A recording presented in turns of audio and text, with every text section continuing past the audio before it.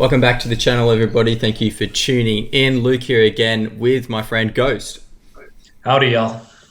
Today we're going to be diving into regional DLNs and specifically LACChain off the back of the announcement that Quant is partnering with LACChain and working together. This video is going to start off with a bit of a history and scope on other national critical infrastructures and communication networks, and then we're going to blend it into how that ties in with DLTs and regional DLNs and what they mean for the future.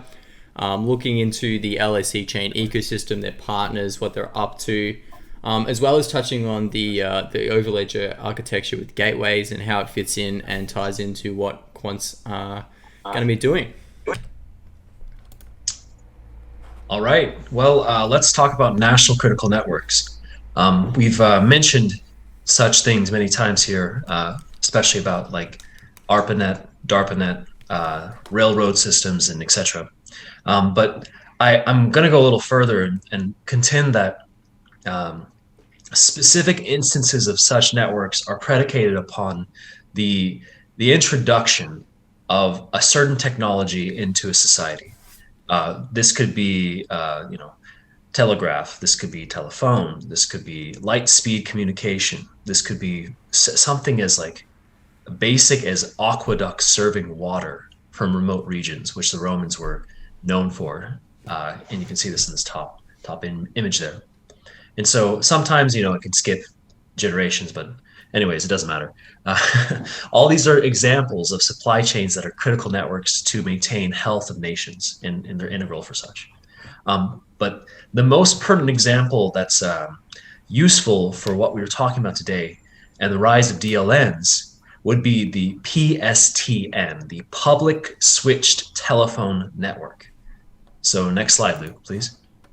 And so here we can see a proto version of the Public Switched Telephone Network with the Eastern Telegraph Company system and its general connections. And you see some already, like even in this era, massive transatlantic communication, at least on the macro scale. Micro scale might have been more difficult to call someone in a remote village in Poland or from like Brazil. But either way, it's still a mightily impressive feat. And if you could go to the next slide, Luke. So yeah, this telegraph network was the predecessor for what became the Public Switched Telephone Network, the PSTN. And so this PSTN arose from national implementations of telegraph and telephone copper wiring, by which a signal was transferred and converted into sound. And then as different technologies arose, like fiber, mobile wireless, and microwave, they were all layered over one another into an overall logistical network of communication.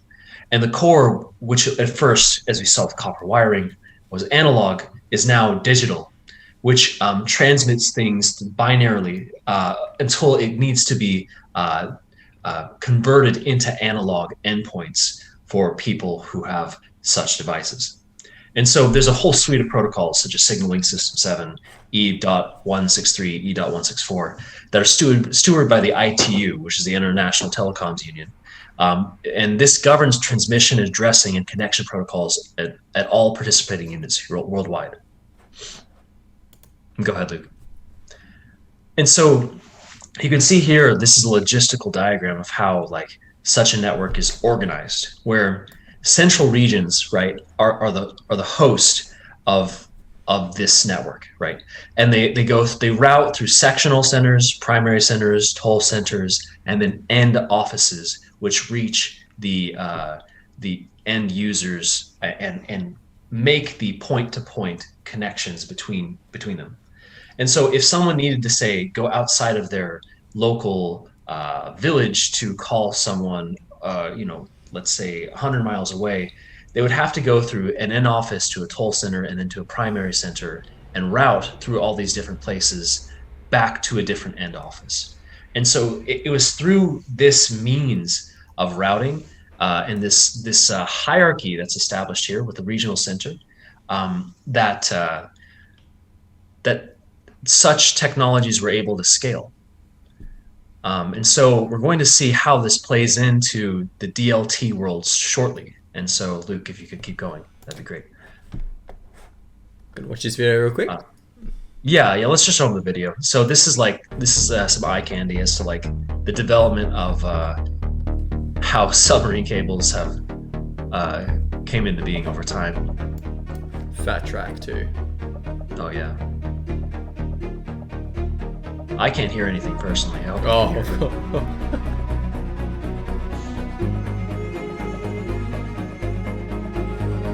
And so these submarine cables are actually fiber optic cables, and they're incredibly dense. The level of Insulation. the insulation, the layers, how much data it can transmit at one time are insane. I would consider it on the order of petabytes, probably. And we still, to this day, even with rampant internet usage, have so much space left over. They really did consider massive growth of the internet when they laid these lines.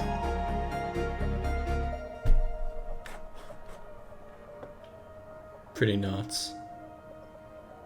That's what it takes for you to get your 4K Netflix out there. Yeah. Oh. Okay, so yeah, all that public switch telephone network, right? That was established over decades, and protocols were also created. Like we spoke about the suite from the ITU, and also previously about the Internet Protocol suite, about how to transmit information across these lines. Now, what we're seeing emerge now that the internet has fully arisen from this autonomous means of exchanging information is the abstraction of peering groups from the actual physical connections of that logistical hierarchy we were showing before. And so this shows itself in the form of software-defined networks, the onion router, and blockchains, each of which manage their peering groups and the routing groups in different ways and abstracts them from the point-to-point communication that they are facilitating. And so, and again, these are all built on TCP/IP, internet gateways, the border gateway protocol, etc. And it's pretty clear to us at this point, and Quant sees this as well, that DLTs are the next layer of the onion, so to speak, that is being layered on top of this autonomous system that the public switch telephone network begun as. And so we're seeing this internet of trust and value linked together by cryptography that will basically completely revolutionize the way we interact with one another. And so DLNs are the future of national critical infrastructure. So go ahead, Luke. So basically, what is a DLN? It's kind of like a new term that the team's been talking about specifically, and I just wanted to bring up some other examples of organizations or infrastructures that you've probably actually heard of before. So obviously the LACChain is like the Latin America and Caribbean DLN for that region. But there's also already established groups such as the EBSI, which is the Europe Blockchain Service Infrastructure. It's the same sort of thing, it's a regional DLT ecosystem, or a DLN, a digital ledger network. Italy is actually doing a similar thing with their Italian blockchain service infrastructure. I'm sure you've heard of China's BSN. Spain has one. It's called a LACChain. And then you've also got the UK and Oz have been in talks about developing their own one. And of course, we expect that many more will come in the future. The reason we talk about this is kind of like a grand vision, kind of like scope thing to keep in the back of your mind. We're talking about like the intercommunication of some of these ecosystems that are quite literally backed by the largest institutions, governments, central banks, corporations, all building, as Go says, national critical infrastructure on the next layer, the Internet of Value. So if you believe in the future of blockchain and tokenized assets, securities, CBDCs, digital identities, all that stuff, this is like the base layer for all these applications. It's it's almost like LACChain was almost, and for those of you watching who are familiar with Quant, you'll know about SIA and LACChain. We've made a video of them before. LACChain was almost ahead of its time in this regard, as it was like obviously we know C is heavily connected with the Italian government and the banking in Italy, but they and also central banks across the world. Yeah. CNET is one of the largest providers in the world, but LACChain was kind of that. It was a base layer for a whole ecosystem. So imagine LACChain on like a national level, right? And then you have all of these different national ecosystems all wanting to talk, all built on different technology, all wanting to cross communicate. And the reason I say that is I'm just going to read one line out of the press release before we continue, just to give you an idea of the scope Quant is looking at bridging here. And here we go. I've just got it down the bottom. This, however, is the first element of a roadmap, which will ultimately lead to the interconnection of regional DLT ecosystems to provide the first global infrastructure which allows the fast, easy development of multidisciplinary DLT applications. Now, if we use Ghost's example of the submarine cables and the telephone network that we saw before, if all of these different nations and areas have their own ecosystem, Quant is kind of helping building almost the cables between the two. That's a literal sense, but essentially all these different ecosystems have different standards, different rule sets, different technologies that they're built on, different participants. And you can see here that the grand vision is to make a global economy transacting on this new digital internet value, internet trust layer. So ODAP would be the lines, right. But Overledger would be the logistical center, that the gateways, again, this is where the term API gateways comes from. The translation layer, like how it communicates on a like physical sense with the underlying technology. Mm-hmm. So on this slide, we see the beautiful George C. Marshall, what a dashing man. He was very, very integral for the victory of the Allies of World War II. He came up with the Marshall Plan, which is a plan for the recreation of Europe from the ground up after it was almost completely destroyed. So much destruction. And so it required the influx of incredible amounts of cash. I think it was something like 13 billion at the time, which is who knows how much money that is at this point. It was quite a large sum. And to let understand how much money that was, the United Kingdom and their portion, they took the largest portion of the Marshall Plan's allocation. They only just repaid their debt in 2006. So this was a substantial amount of investment from the United States and other nations into Europe. And George Marshall foresaw the need to do this all across the world. And so this initiative of development kind of went way further out from just reconstructing the world after World War II, but then also into this more progressive and more humanitarian effort. And this is what the Organization of American States, which is a very, very dramatic logo over there, basically founded on a peace treaty that ensured that if anyone attacked an American nation, that everyone would act in union against that other nation.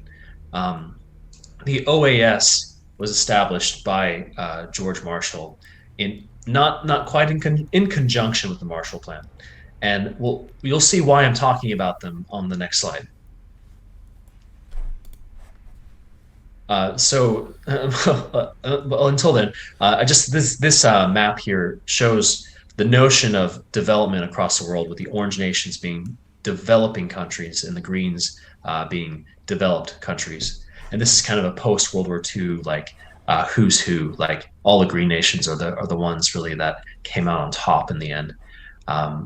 And so this, and we can see on the entire everything south of the United States of America is basically considered orange, and because of this, the OAS thought it prudent to deploy what we now know as the IDB, which is the Inter-American Development Bank. And so, yeah, this is established in 1959 by the OAS, and this is the development of the Middle and Southern American nations.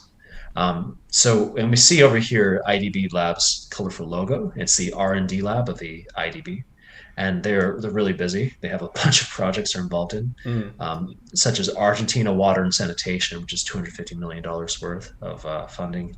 The Federal Fiber Optic Network, so an extension of the public switch telephone network for Argentina as well. Brazilian Urban Development and Housing, 600 plus more projects, and then, of course, LACChain. So we have a quick, go ahead, Luke. Quick little intro video on who IDB Lab are. Innovate to improve lives in a region of more than 650 million people.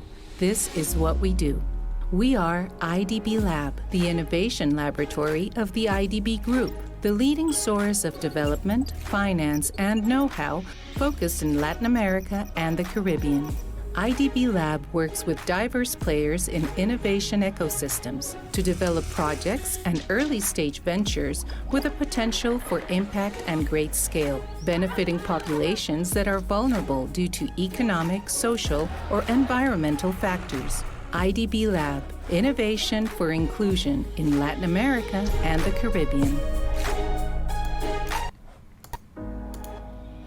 Oh, cool.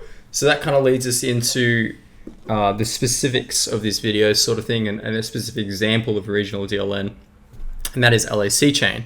So as we mentioned, it's a global alliance integrated with different actors in the blockchain environment, and it's led by the innovation lab of the IDB Lab, which is what we just spoke about. Essentially what LACChain is trying to do is it's trying to build on this new trust layer of the internet that we talked about before and create new innovative products that are not only more efficient for like trade and settlement and stuff, but also great social and economic benefits for the citizens. And so, this could be an example of digital e-money, digital wallets, digital identity or credentials. But even on the grand scheme of things, you could have the whole region having like a whole trade ecosystem working together, all built on DLT. And so that's pretty much what LACChain is. And we're going to keep going and look at some of the people that make up the ecosystem. This isn't the greatest image quality-wise, but you get the picture. So some of the partners, some notable partners, and maybe Ghost can chime in here. You've got LACCha, so that's actually the Spanish regional DLN that we were talking about. Ava Lab, so that's Avalanche. IDB Lab, obviously, NTT Data and Everest, their identity. You've also got Consensus, Ethereum, Enterprise, Bundes, BNDES, Citibank, and a whole lot more, and obviously Quant now. So basically on this next slide, what we've got here is I've outlined just a few of the technologies and people involved in LACChain ecosystem as a whole, just to give an example and illustrate all the different players, technologies and standards and frameworks all coming together in this this ecosystem, and why something like MDApps or Overledger API Gateway is something that can be of use. So Hyperledger Bisu is, I believe, built off Ethereum. Am I correct, Ghost? Absolutely. It actually originally was Pegasus. Right. So that's and now has been folded into Quorum at this point, I'm pretty sure, as well. Right. So that's like the what LACChain base chain is kind of based around. What I've got next is obviously Ethereum permission networks and permissionless networks. So we know that Consensus and Citibank alike both run internal and private Ethereum permission chains for their enterprise side. But I also suspect that in the future, there'll obviously be a need to bridge into the permissionless side of things. Avalanche, obviously, with Avalabs being a partner. You've got legacy systems like WorldLink and WorldLink API that Citibank uses for a lot of settlement and trade. And then you also have other things in here like identity frameworks such as Everest and NTT Data. And then not to mention Evernym as well. Evernym, yep. Mm-hmm. And then you also have more on the consumer side, things like individual e-money wallets. so that citizens can get like airdropped money or stimulus or just even access to banking in a lot of these developing countries. And then of course you've got like global CBDCs coming into play and how they potentially may interoperate with some of these players. This is just a screenshot I took from the LACChain partner site. They have 42 partners made up of a lot of multinational corporations as well, which is why you see it split across 58 countries there. Quant is listed in this list as well. You can scroll down, but it's cool. It lists all of the different partners and consortiums and what they sort of bring to the table with regards to technology or what vertical they are. So if you do have time, it's pretty cool to check that out. And now this slide kind of gets into, this is taken from the LACChain GitHub, but this kind of gives us an example of what the actual topological architecture of LACChain looks like. I'll take over from here, I guess. Okay, sure. So like this is kind of what I was speaking about the abstract connection of nodes from physically connected networks. So in this case, like the center is like where all the validation and stateful transitions happen. And you have cascading layers of importance outwards. And I just found it very notable that this sort of similar network hierarchy is also featured in the PST and the public switch telephone network. So just some interesting stuff that like how things resonate over time. This kind of brings us into Quant's role and how a high-level view of all these different moving pieces sits in with the API Gateway and Overledger and what they're building. Now, this slide was actually pulled from a recent talk by Luke Riley on his Hyperledger webinar. I recommend you checking out that video. It's fantastic. The slides are also fantastic. Yeah, it was really well done. But basically what we've got here is you can see at the top end users or application users are the little people at the top. They're interacting at the application layer. So what you've got up there is you've got MDAPs. So for example, a settlement MDAP is atomic swap MDAP. You've got an Oracle or a bridge MDAP on the right. And underneath you have the API gateway. So this is essentially Overledger and how it communicates with all the different aspects and connectors underneath. So you can see on the right there, it's connected to distributed ledger networks, related text. So that might be, nodes, or it could be even legacy supported applications. And underneath that, you have like the DLN connectors. And so DLNs, again, we were talking about like things like LACChain, EBSI, and things like that. And so it kind of gives you like a high level overview here of where Overledger would fit into the ecosystem. Well, not really Overledger only, but also LACChain. And sure. we'll go into an example of such with Citibank, actually, of what would Citibank's cross-border payments look like integrated with LACChain and Overledger in an interoperable world. So these are a couple of press releases and blogs that I've just ripped here. And interestingly, I'll start off with what Overledger's built with their multi-DLT payments. So I think we've touched on this a little bit before, but they've brought out a technology for multi-ledger tokens. Essentially what it means is it allows people to issue assets or transfer assets via Overledger and this framework, but keep the assets represented and traceable on a base layer chain. So for example, if let's say an entity was using LACChain and they wanted to issue tokens on their own internal network or something like that, Overledger would allow that token to be represented on the ecosystem LACChain base layer. And it would update the balances and stuff like that as well. So it would give entities internal access and control over that tokenized money or tokenized assets, but it would give the public, public-facing traceability and auditability on the LACChain base chain.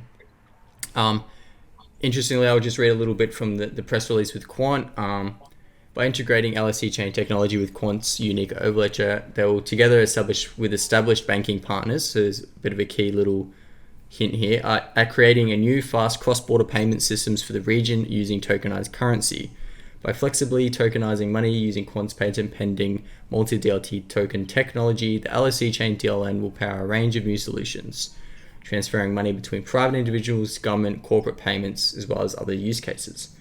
Now, interestingly, a few days after Quant partnered, Citi and IDB actually came out, and Citi, of course, is Citibank, and of course, Quant's had many leads and hints with Citibank in the past, but the IDB and Citibank executed a similar cross-payment network via LACChain.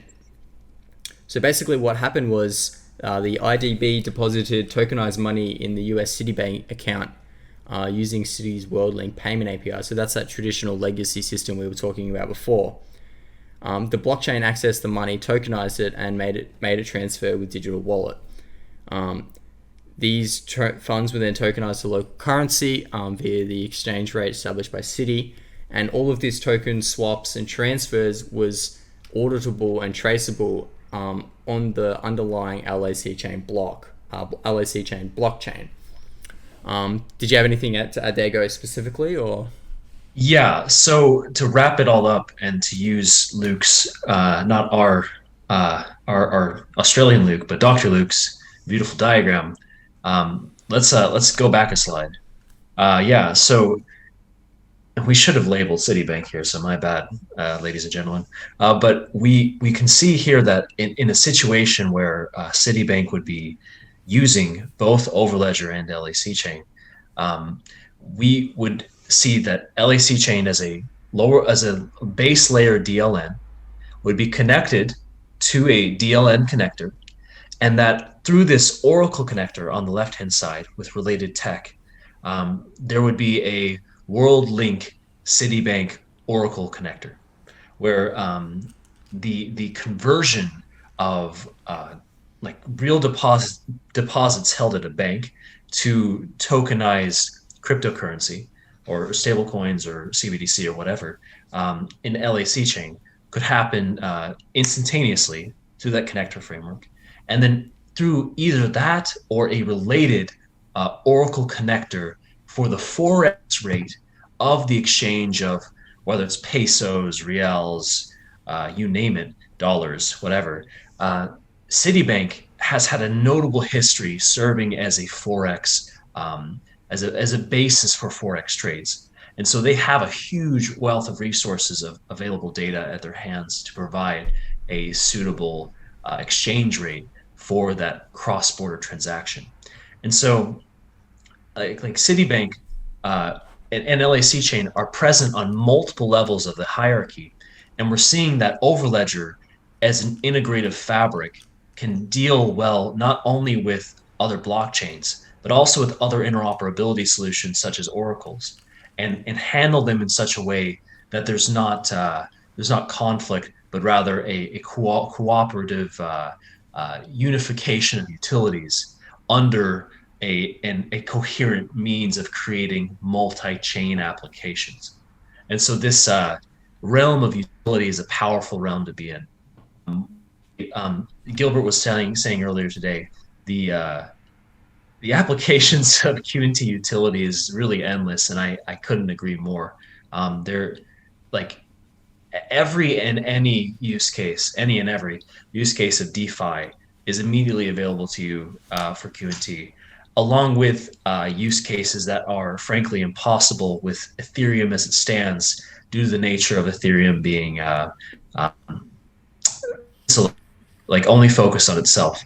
And this solution of which has been Oracle's for some. Main Oracle provider is Chainlink, a top 10 project in this space.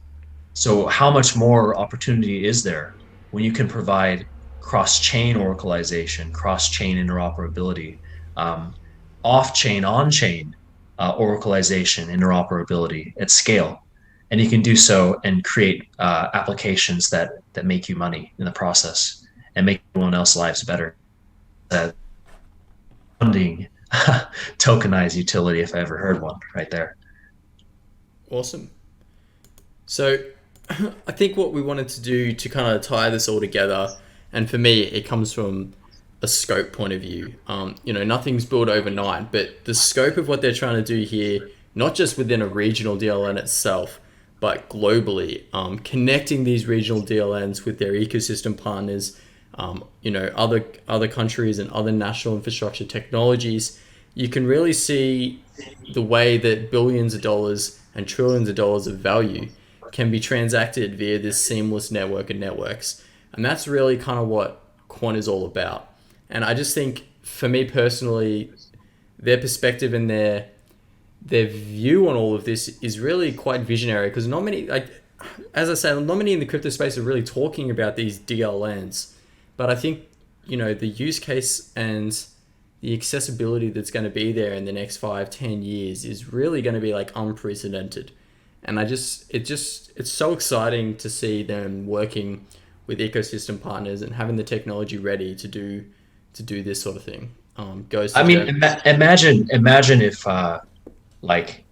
Project Ubin V, that utility, which is being made into a real life retail focused or interfacing rather product and infrastructure, can interoperate with LACChain, and then Citibank's blockchain infrastructure, if they ever develop one, then they're going to be integrating this. And what if CLS, continuous link settlement, that institution which facilitates all forex trade in the world, basically, what if they get on the blockchain, and then you add the DTCC, the London Stock Exchange, Deutsche Börse, Deutsche Bundesbank, SDX, the Swiss National Bank, and BSN, that goes on and on and on. And the what's really possible just starts to boggle the mind. Just the introduction of these players alone into the space will just result in an explosion of utility and value, and of which comes alongside heavy regulation, which is inevitable. The space will face it. The Shiba Inus of the world are not long lived, but the doggy coins might be. I'm not bearish in doggy coin, but the Shiba Inus I'm kind of bearish on.